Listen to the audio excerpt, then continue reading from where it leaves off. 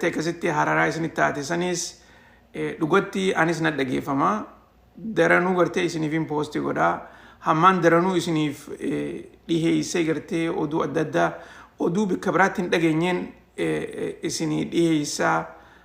Tanaafuu gartee na dhageeffama. Gun gartee akkasitti qurrama akkasiisan dhagee. Garuu irra hedduun gartee jajjabina. Maaliif na dhageeffamuu qofa odoon taane hamilee naa godha gartee hamilee kan irratti hojjedhee akkasitti isin yaadee isinii dhiyeessu jechuudha. Maaliif dhugumatti gartee nuti waan addaa dhaga'uun barbaachisaadha. Miidiyaan hundinuu yoo ilaaltan yeroo hedduu miidiyaaleen gurguddaan kun hundinuu waanuma takka dabarsa. Afaan adda addaatiin himan takka gartee chaanal adda addaatti irratti odeessan malee wanni isaan himan guddoon isiidha waanuma takka. Jarreen kun hundinuu dhuunfaa harka tokko jiran jechuudha. Irraan isinii deebi'a. Miidiyaaleen gurguddaan gartee addunyaadhaa kun irra hedduun isaanii harka tokko keessa jiran. Dhuunfaa harka tokkooti. Takka ammoo dhuunfaa harka lamaati. Yoo gartee gama kana hin jiraanne gama kana jiran. Hammasumoonni isaanii. Ammaasis waanuma takka irra deddeebi'anii gartee bikki hundinuu irraa haasoyti. Sanirra waan addaa gartee ifii teessaniif afaan keessanii dhaga'uun immoo isiniifillee waan gaarii waan haaraa akka gartee ija addaatiin ilaaltan akkasitti gartee hubannoo qabaachuun hedduu gaariidha. Sani kana qofallee odoon taane numaatu gartee oduuleen amma deemaa jirtu tuni oduulee guyyaarraa jijjiiramaa jirtu. Kanallee gartee keessa gabbu'ee isiniif hima. Durudursoo haasoo adda adda tokkotu na dhufee ture guyyaa kana. Isiniif hima isinirraa hin dhiisaa gartee qalbiin tiyya kanuma na ejjetti. Cina tokkoonis himi naan jetti qalbiin tiyya cina tokkos gartee hin himini ni jiraa miti. Maaliif haalaataa namni keenya keessa jiruutu akka malee nama rakka. Dhugaan isiniin jaa akka malee nama rakka.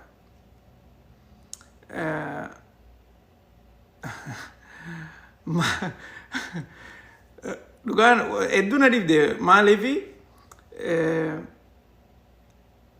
nama saayiba kiyyaa tokkootu gartee isinitti himuu wantallee gartee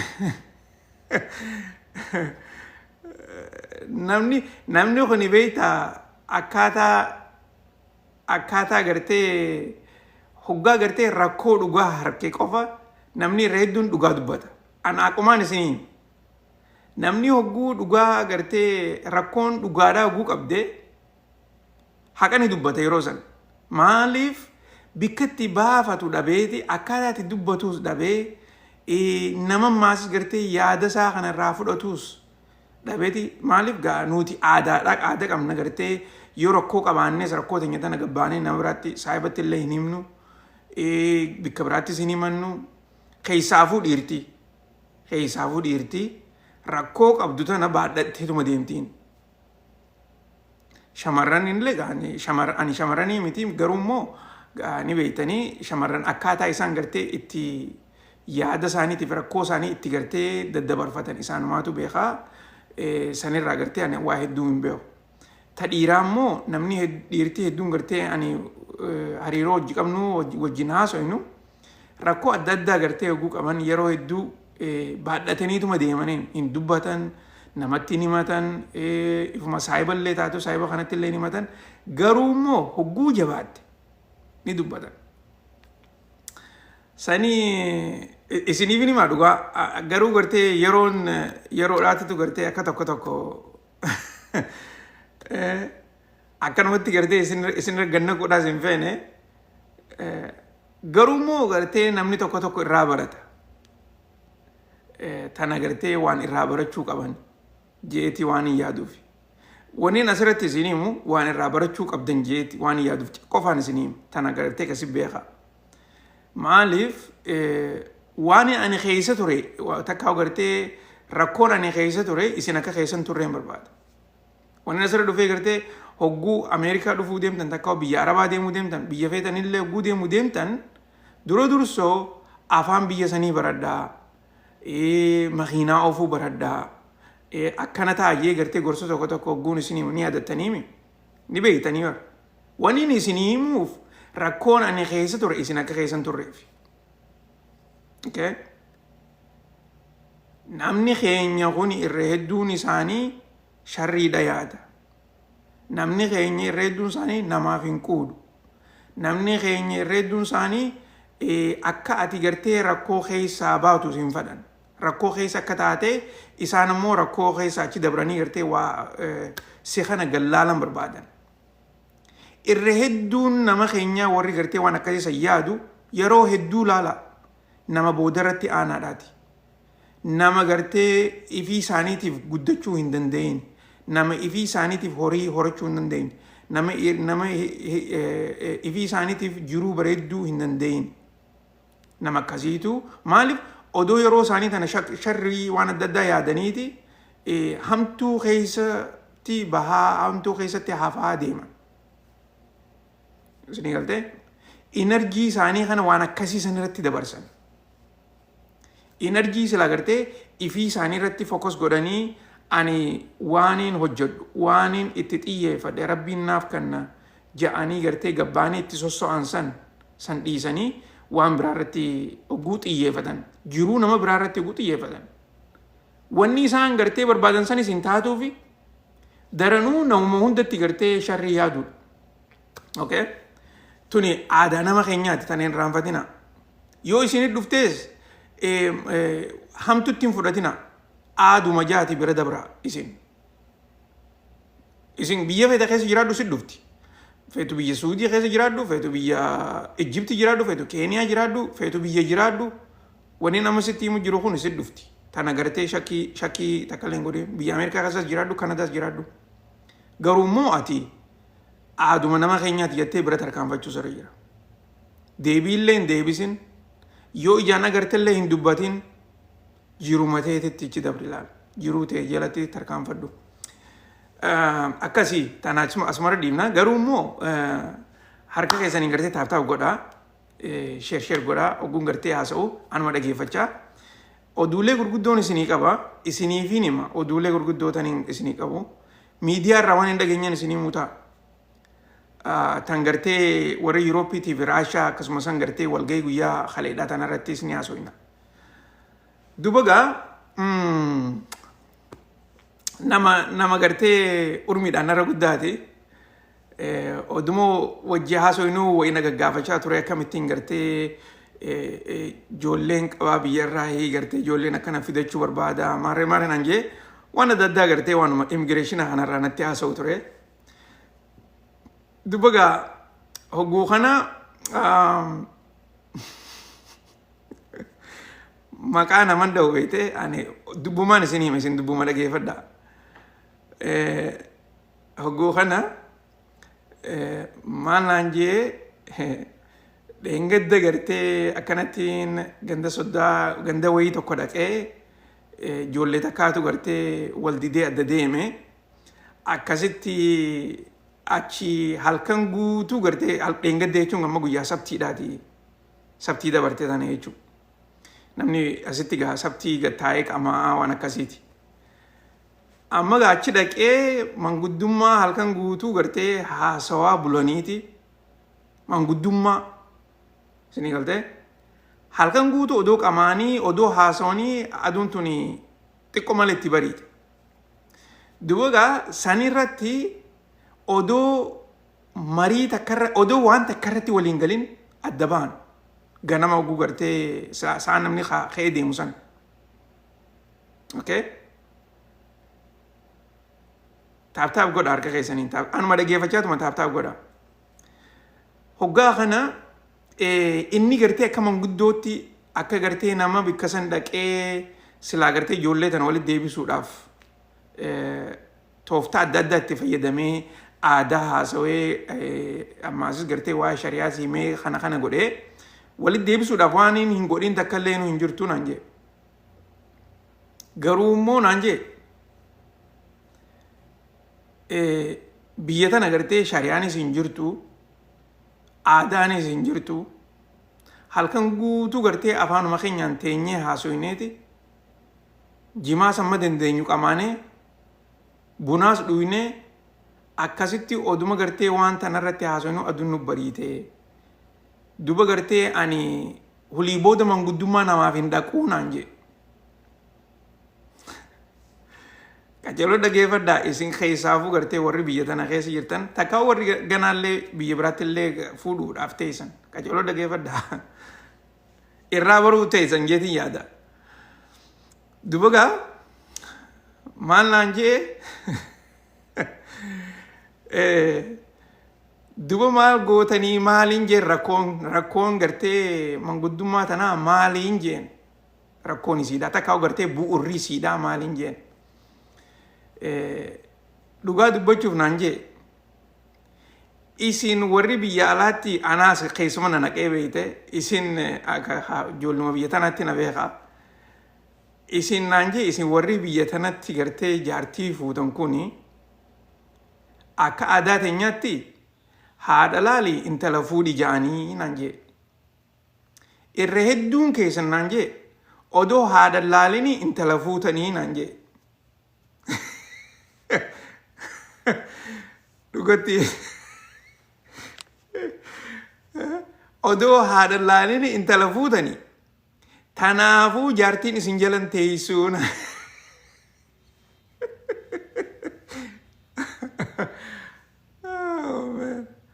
dhugaan isin hin jaa ni odoon kofluutiin makiinaa dhaabeetiin kofle odoo karaaraan deemu ture makiinaa dhaabeetiin kofle dhugaan isin hin jaa.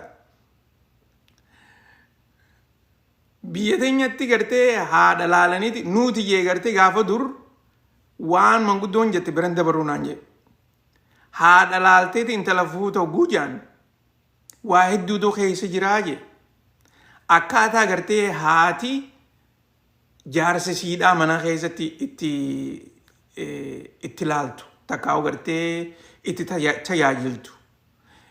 Akkaataa mana siidhaatti qabattu akkaataa gartee ilmaan sii kanatti wanta gootu akka keessummaattis dheeyxee akka gartee ollaattis hubattee akkasitti waan haadhaa tana gartee hubatteeti intala siidhaa fuutaa naan jee. Takkaa'u intala siidhaa dhaqattaa naan jee. Duba gaayee rakkoon gartee ammaan tan isin qabatte naan jee gartee keessaafuu isin warri biyya tana keessa jiru waan gartee haadha odoo laaliin intala isaanii intala fuutaniif irra hedduun keessan naan jee maas gartee haadhaas hin beeytan.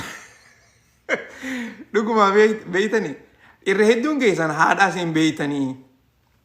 Cinaan haati biyya jirti cinaan ammoo haati gartee as jirti. Tanaafuu gartee odoo haadha laaliin waan fuutaniif jecha rakkoo kana tana keessa seentanii naan jee. Inumaatu jemmaasis amma boodallee nama hedduutu adda ba'u taa'adhaa naan jee. Okay? Amman guddoo kana naan jee tana isinitti ni jira. Qaceelloo dhageeffadhaa. Ifii teessaniifillee gartee irraa inuma biyya feete keessa jiraadhu tana Ameerikaa keessa qofa jiraatteef himi takkaa'u gartee Ameerikaa fi Kanaadaa keessa jiraatte qofaaf himiti. Biyya Yurooppii keessas jiraatte biyyoottan Arabaa keessas jiraatte hedduu gartee dubbii firii qabdu. Duuba akkas naan jeeti ani magaa dhugumatti gartee anumattuu nan dhageeffamte dhugatti gartee hogguu kas jee haasoo kana naa himu maaliif nama hedduudha gartee namni kanatti laaftutti adda deemu.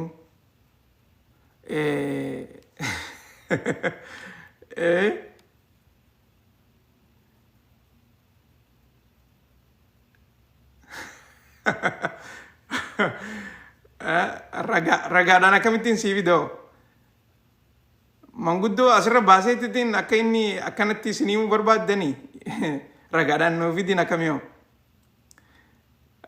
ragaa hin agartuu ragaan biyya Ameerikaatii fi Noord Ameerikaa keessatti nama meeqaatutu walii taa'u jira.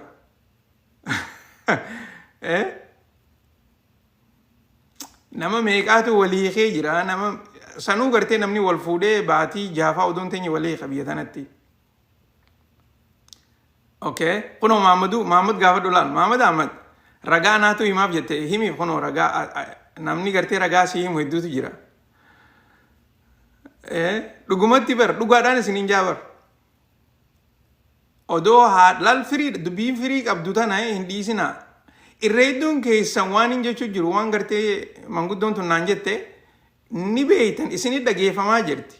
Dubbii dhugaadhaan lafarra jirtu tanaafi gartee irreedduun keessan qoflaa jirtan.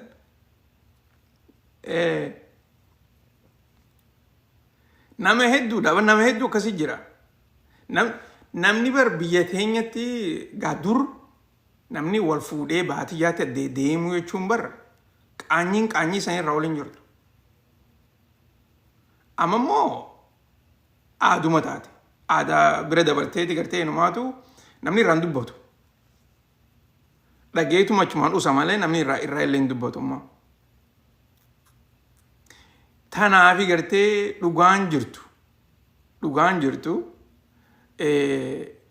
wallee nugaa namni gartee janjanaa duraa san gartee janajjanaa duraanii san jaalateeti takka ammoo fuula gartee wal harkuudhaan wal jaalateeti akkasuma sanitti gartee haadhaaf abbaa dhugatti gartee haadha irreedduun nama gartee haadha intalaa hin arku tanaafuu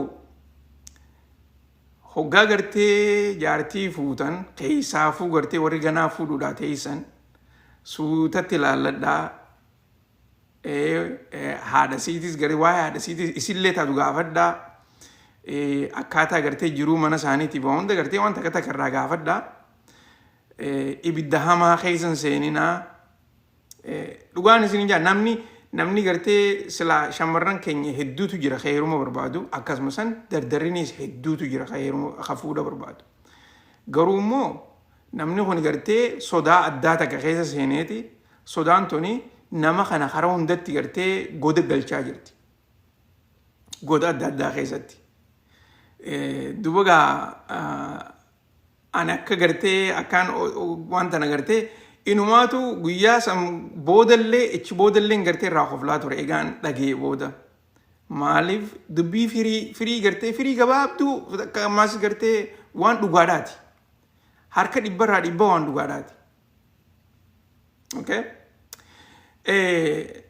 Tanaatanii jidduu wanni takka gartee taniin isin yaadachiisuu barbaadu yeroon as deemaa jirru tuni biyya Ameerikaa keessatti immoo manni barnootaa banamuuf deema. Ammallee gartee warri Noorz Ameerikaa jirtan qacaloon na dhageeffadhaa. Manni barnootaa banamuuf deema.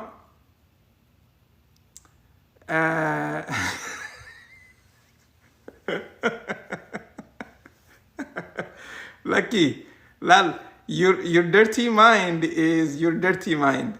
Okay? Stop putting pieces in my head or in anybody's head.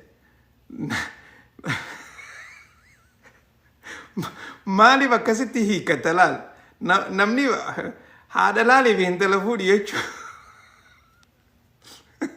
Maaliif akkasitti hiikkata? Aadaan Oromoodhaa akkas hin jenne. Akkaatitti hiikkatte sanii akkas hin jenne aadaan Oromoodhaa. Aadaan Oromoodhaa literally haadha laali intala fuudhi jette malee akka biraatti hiikkadhu hin jenne. Tana suma qofaatu itti hiikkate, okay? Oh man. Namni akkuma fedhetti hiikkachuu akka fedhetti hiikkachuudhaaf firii maayindii wanta qabda gartee firiidama qabda. Nuti chaanaala kanarratti mirga namaa tokkollee hin tuyinu hin dhiibnuusi namni gartee akka fedhetti waa laalus ni danda'a nama fedhes deeggaruu ni danda'a kana gartee waanuma asirra jiru. Garuu immoo ogguna dhageeffatan gaa isin harka keessaniin taaptaap godhaa sheer godhaa gartee dhugaan isin jaa. Nuuraan ati faan gartee tiimii uummata kana taaptaap akka godhanii sheer akka godhan asaanti tiima yaadachiisi. Cinaan isaanii dhageeffachaa faa rafuu danda'an beeytanii. Dubagaa yeroon ammaan tana as deemaa jirtu tuni yeroo barnoonni gartee biyya Ameerikaadhaa eegalamuuf deema. biyya isteeta gartee akka warra saawuzii kana isteeton warra saawuziidhaa duruun barnoonni amata kanaa banamee jira. Akkasuma san naannoo adda addaattis banamuudhaaf deema torbaan dhufu. Akkasumatti gaa torbaan itti aanu cinaadhaas gartee baatii Septeembar keessa banamuudhaaf ta'a barnoonni. Kanarratti gartee waan takka takka taniin isin yaadachiisutu jira. Keessaafuu warreen gartee single maaderii taatanii takka immoo single faaderii taatanii ilmaan keessan guddisaa jirtan. Irra hedduun gartee single maaderiin tan ilmaan keessan guddisaa jirtan. Yoo gartee abbaa ijoollee teessaniitiif abbaa ijoollee teessaniitii wajjin wal diddaa qabaattan, wal dhaba qabaattan, wal dhibbaan teessan san carraa ijoollee teessanii akka miine kana gartee irra deddeebiitiin irra jajjabaadhee isinii himu qacalloon na dhageeffadhaa. Rakkoon sii fi jaarsa kee jidduutti taate sii fi isaa fi ilmaan kee jidduudhaa miti. Tana qacalloo beekaa. Rakkoon dhugatti gartee keessaafuu yeroo ammaan tanaa namni ijoollee gartee mana barnootaatti ijoolleen tuni guddachaa deemti. Manni barnootaatis waan adda addaa yaada adda addaa gartee ijoollee tana gaafachaa deema. Ijoolleen teessan sammuun isaanii xaliila taatee barnootatti gartee akka jabaattu barnoota qofarratti gartee akka xiyyeeffattu yoo ka barbaadan taate rakkoo sii fi jaarsa kee jidduu jirtu ijoollee teetiin hin tuqin. Ijoolleen tee hin arkin. Ijoolleen teessan haadha siitis akka agartu abbaadhaas akka agartu yoo dandeessan carraa kana mijjeessa. Dhugaadhaan isinii ilmaan keessan mana barnootaa keessatti rakkoo isin mana keessa qabdaniif isaan hogguu mana barnootaa dhaqanii galan jechuun mana barnootaatti barachaa hin jiran. Saniifuu wanni gartee isin godhuu qabdan rakkoo isin qabatee jirtu kanaaf jecha ilmaan keessan hin miidhina. Ilmaan keessan fuuldura baratanii akkasitti gartee barnoonni isaanii galee jiruu bareedduu akka isaan jiraatan yoo hawwitan taate ilmaan keessan odoo abbaan isaanii jiruu gargaara. Abbaa keessan abbaa ijoolleedhaa gartee child support irraa fudhattaniif jecha moggatti hin dhiibina. Namni irra hedduun gartee child support irraa fudhatee abbaan akka ijoolleen agarre karaa mana seeraatii fi rabshaa adda addaa dalagee gartee adda fageessuu ni barbaada.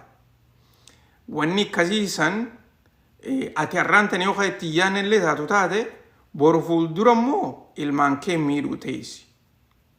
Dhugatti namaan gartee guyyaa har'aan tanaa gargaaraa ture tokkootu akka malee garaana nyaate.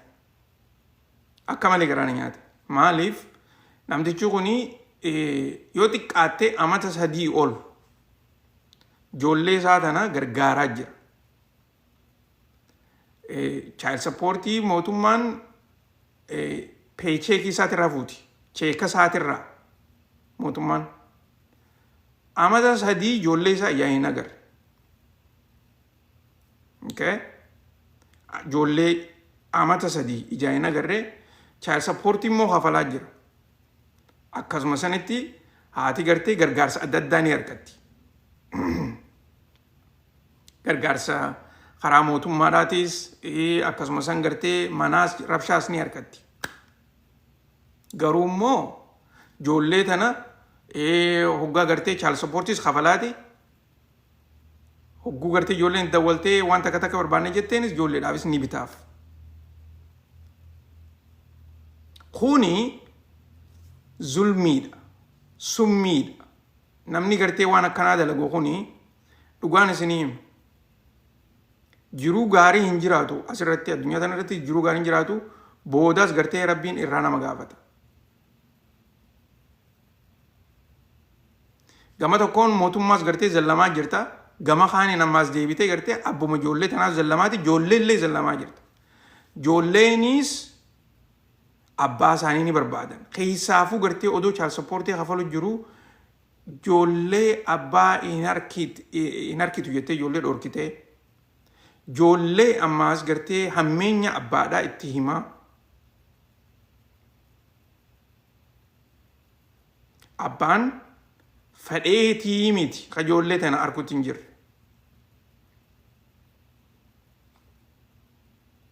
Child supportiin inni kafalu xiqqaattus guddattus ijoollee isaatiif kafalu jira. San irraa rakkoo hin qabu namtichi kun. Wanni inni irraa rakkoo qabu ijoollee tana ijaan arguudha. An obboleeyyan keenyattiin himaa jira. Warri gartee dhalaas taatanii dhiira taatanis biyyoottan gartee Noorz Ameerikaa keessa jirtan. Haalataa rakkoo jabduu waan Noorz Ameerikaadhaa kana ni beektan. Keessaafuu gartee waan mana seeraatii fi waan poolisaa wajjin walitti hidhamee waan dalagamu.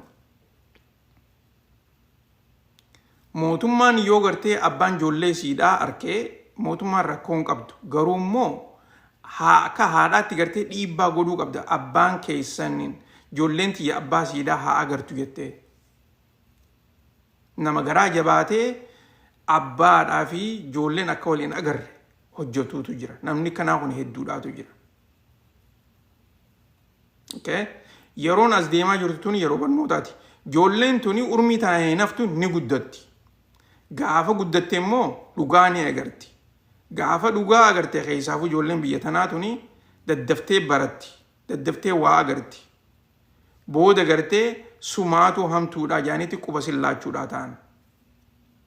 Abbaa keenyaa miti isiitu hamtuudha. Haadha teenyaatu hamtuudha. Isiitu abbaa keenyaa hojjetan baasee takkaa immoo hammeenyi gartee hara jiru ijoolleen biyya tanaa yeroo gabaabduu keessatti baruu teessi.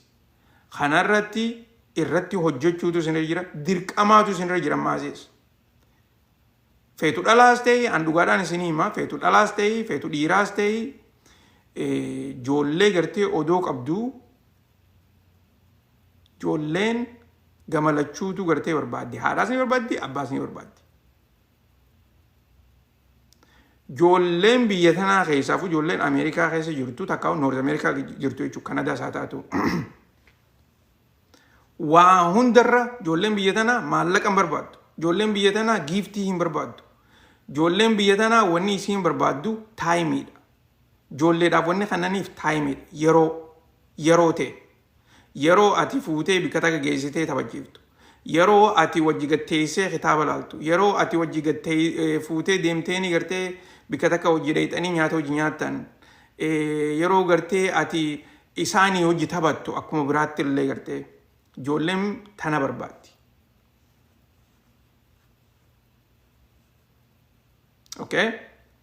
Tana gartee nama hedduutu viidiyoo kana laalanii hin beeka.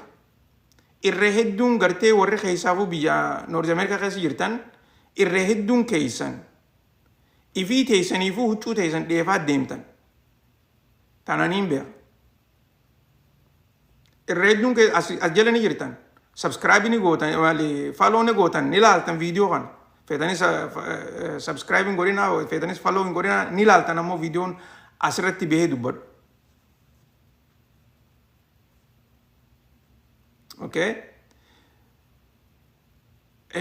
Kanarratti irratti gartee hojjettanii jiruu ijoollee teessanii jijjiiruu yoo barbaadan taate ijoollee teessan yaada isaanii dhageeffadha. Ijoollee teessan itti dhiyaadha.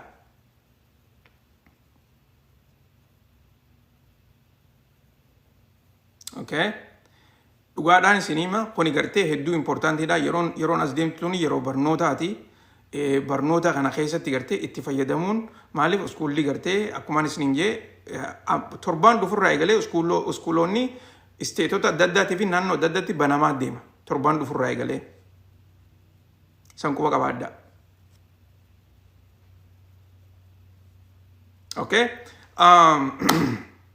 Tanagaa asumarratti gartee xumurraa maaliif obboleessa keenya san akka malee na dhageeffame rakkoon isaa. Amata sadii namni child supportii kafalaa amata sadii ijoollee ijaan arkutti hin jirre. Ijoolleen gaafa san gartee ijoolleen isaa yoo gartee amata 8 taate amata sadii booda maaliif deeman amata 11 quba qabaadhaa ijoolleen gurguddachaa deemti duba gaarraan tana waan lameen kanarraa gartee yaada lameen nama isinii himaa jiru kana qaceellotti dhageeffadhaa akka gartee irraa faayidaa abdiitii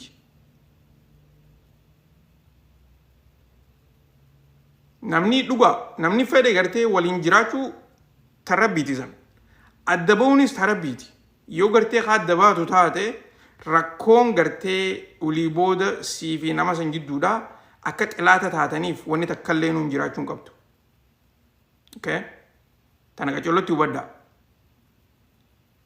adda baatan san biddeena rabbiiti achi booda immoo hariiroo gartee ilmaan keetiitiif jecha nama sanii wajjin xilaata ta'uun sirra hin jiru durumaanuu gartee wanni itti adda si baase hariiroo gartee akkaataatti uummatan waan hin beekneef waan mana keessa kompitiishinni jiruuf jecha dorgommii namni gartee ilmaan wajjin guddisu waliin dorgomu san akkasitti gartee quba qabaadhaa tole egaa oduu teenyatti as deebina oduu teenya harka keessanii taataaf godhaa oduu biyya teenya irraa eegalla moo oduu Ameerikaati irraa eegalla dhugaan isin jechuudhaaf oduun Ameerikaadhaa akka malee jabaatu jabduudha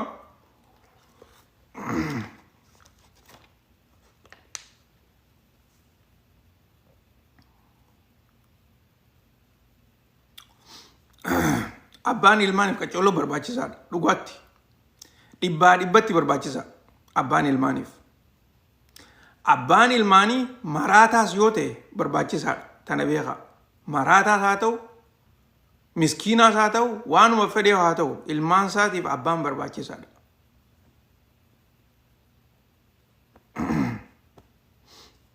okay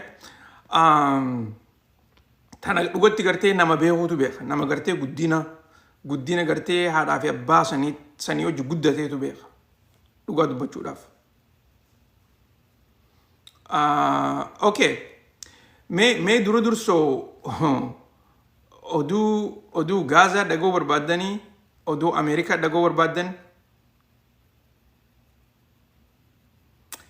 oduun lachuutu akka malee jabduudha dhugaan isinii himaa miti tan Gaazaatis tan gartee Donald Trump irratti hojjechaa jiru tunis akka malee jajjabduudha